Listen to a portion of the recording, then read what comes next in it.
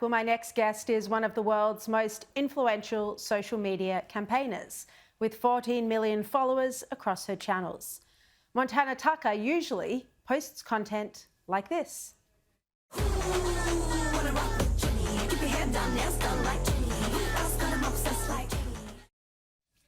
But since October 7, she's used her platform to keep the spotlight on Hamas's actions and the rise in anti-Semitism.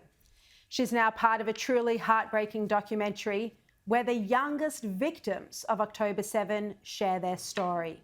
Montana has interviewed children who talk about their experience of that traumatic day and also their ongoing trauma.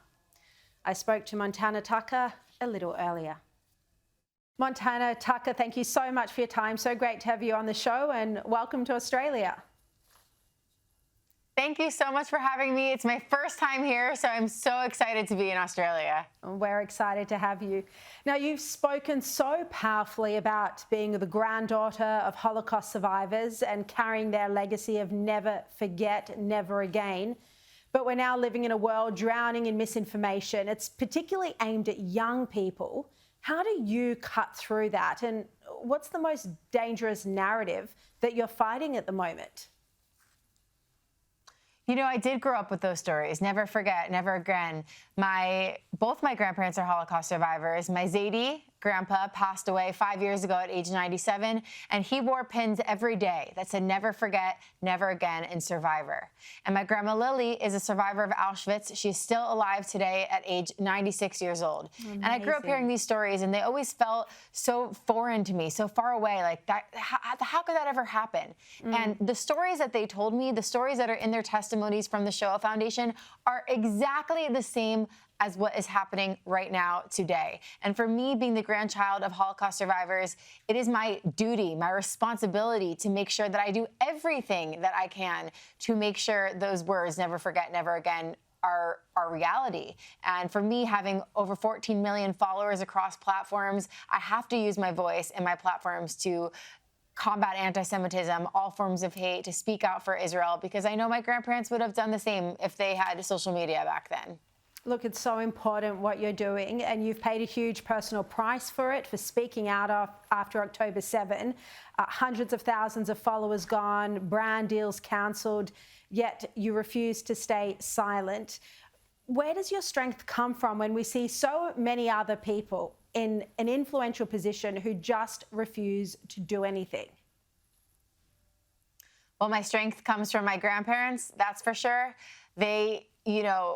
What they experienced, no one should ever have to experience in their lifetime. My grandmother was 13 years old when she witnessed her mother get beaten up and dragged to the gas chambers. And my Zaidi, the stories that he would tell me, you can't even imagine. So their strength and their ability to come to the United States with absolutely nothing after experiencing all the hate that they experienced, but to have so much love inside of them, and to teach my mother, who taught me that you treat people for their kind hearts and good souls, not for their race, religion. And that has been instilled in me. And just their bravery, their strength, which was passed down to my mother, has now been passed on to me. And I will always lead with that in mind, whether it's on social media or off social media. And I hope that others can do the same, and especially our younger generation. They're our future leaders. And we need to take the stories of the Holocaust, from what we all know from the Holocaust, seriously, to what is happening now. And that's why I'm so honored to be here with the Melbourne Holocaust Museum, because Holocaust remembrance is so important, and Holocaust education is so important now more than ever. And I often think that it is the younger generation that's really on the front line of this anti-Semitism crisis, you know, whether it's students at university campuses around the world who are just coming face to face with this hate every single day. Now, you interviewed a lot of the youngest survivors of the October 7 Hamas massacre for your new documentary.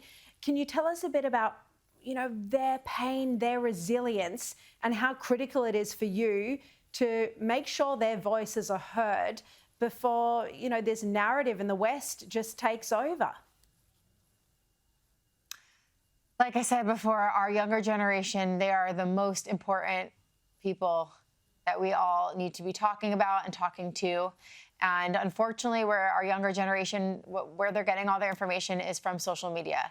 And what is popular and trending on social media right now is being anti-Semitic and being anti-Israel. It's just a fact. The trending hashtags, what the algorithms are pushing out, that's just factual. So it is so important to cut through there. We can't just be teaching about this in schools. We really need to be posting online and as much as we can.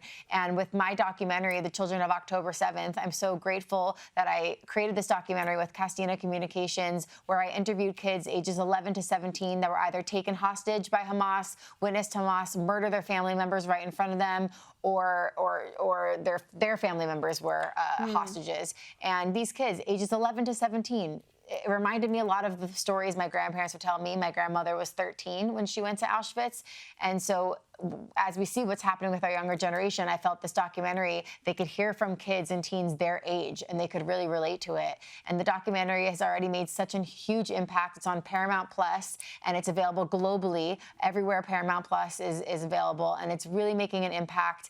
And I'm so grateful for that, because we have to do everything we can in every which way to get the message across. Oh, I completely agree. You just mentioned a moment ago about how social media is dominated by pro-Palestinian activists, and there's a lot of anti-Semitism online. And you're one of the lone voices, really, on social media. Do you think, I mean, have you given much thought to what needs to happen here, whether it's an algorithm problem, particularly with TikTok, and what needs to change? You know, you say it's pro-Palestinian, and I have to say it's almost pro-Hamas, what I see on social media with our younger generation. Yeah. And that's really scary. It's literally pro-terrorism. And I think that's something that we all need to take into account. And they're just following the trends. They don't actually know what they're speaking about. They don't know what they're posting. They literally just want to be trending and popular and get millions of views. And that's what's getting millions of views now. The more controversial you are, the more hateful you are, unfortunately, that is being pushed. But for me specifically, and why I feel like my messaging has been cutting through and in certain ways, is because my following is not just the Jewish community or the pro-Israel community. It's really across the board, from all my different collaborations and dance and singing and acting collaborations.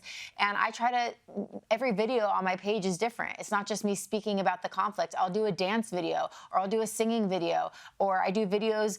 I did a video with a man who grew up in Gaza until he was 17. I did a video with an Arab Muslim peace activist, with all different types of people, always sharing the same message. And I feel like that's how you get to different communities, and how the algorithms push it out to different people, is when you're constantly thinking of unique ideas to push the message out there. Montana Tucker, really appreciate your time. Pleasure to have you on the show.